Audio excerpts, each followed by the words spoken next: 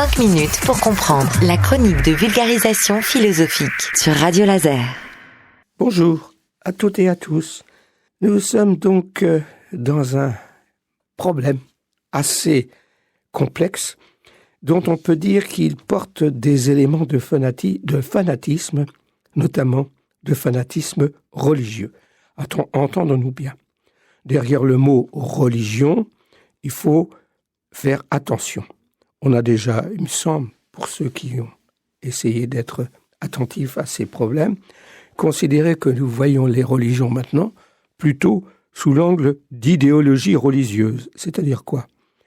C'est-à-dire que beaucoup d'idéologies à travers le monde reposent sur des textes religieux, comme par exemple les évangélistes qui reposent leur vision ou leur appréhension des problèmes du monde sous l'angle de l'Ancien et Nouveau Testament et un peu inspiré des évangiles. Donc on voit qu'il y a aussi 3 manières à peu près globales de regarder le monde sous l'angle religieux, bref, de construire des idéologies religieuses.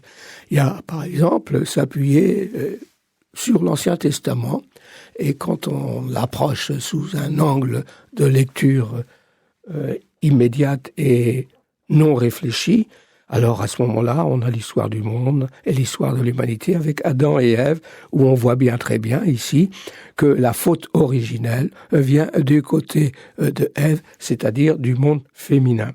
Donc, il faudrait en quelque sorte restreindre, limiter les actes possibles qu'on accorde au monde féminin. Et pour certains, le monde féminin doit se réduire à l'entretien de la maison, c'est-à-dire à l'intérieur du monde, à l'intérieur de la maison, de la domestique, et s'oppose ainsi à une vision de la femme qui serait aussi dans le monde comme les hommes. Donc on voit bien que cette idéologie-là récuse d'une certaine manière l'idée de citoyenneté que l'on pensait, en tout cas chez nous depuis la Révolution, comme devant être universelle, c'est-à-dire valable pour tous les hommes, toutes les femmes, quel que soit le lieu où ils se trouvent.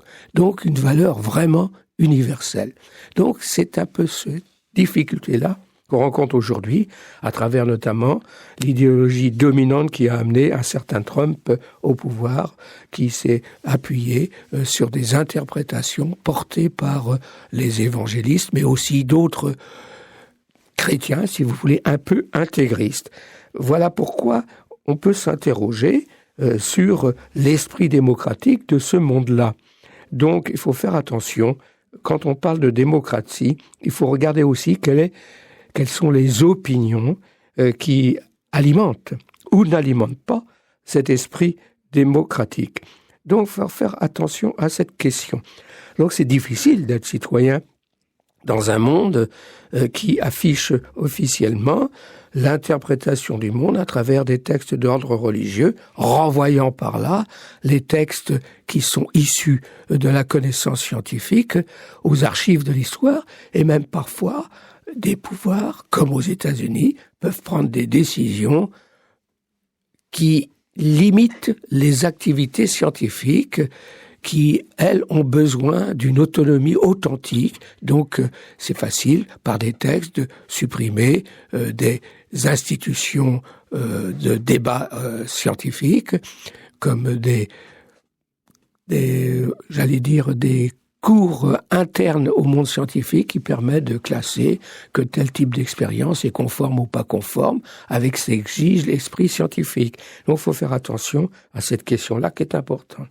Donc on ne peut pas dire qu'il n'y a de vraie citoyenneté ou de vrais citoyens que les citoyens qui seraient enfermés dans le cadre de visions importées de textes d'ordre religieux. Il y a aussi d'autres textes, comme les textes proposés par les communautés scientifiques. Il faut faire attention à cet aspect-là parce que c'est très grave. En effet, cela engendre une insupportable, si vous voulez, vis-à-vis des opinions différentes. C'est-à-dire, c'est un monopole de la recherche de vérité. Donc, il faut faire attention à cette position-là parce que ça peut aboutir à on a vu ça dans l'histoire, des assassinats groupés, différents comportements répréhensibles du point de vue tout simplement de ce qui fait l'humanité. Faire attention à cette disposition-là. Bien, merci de m'avoir écouté. À la prochaine fois.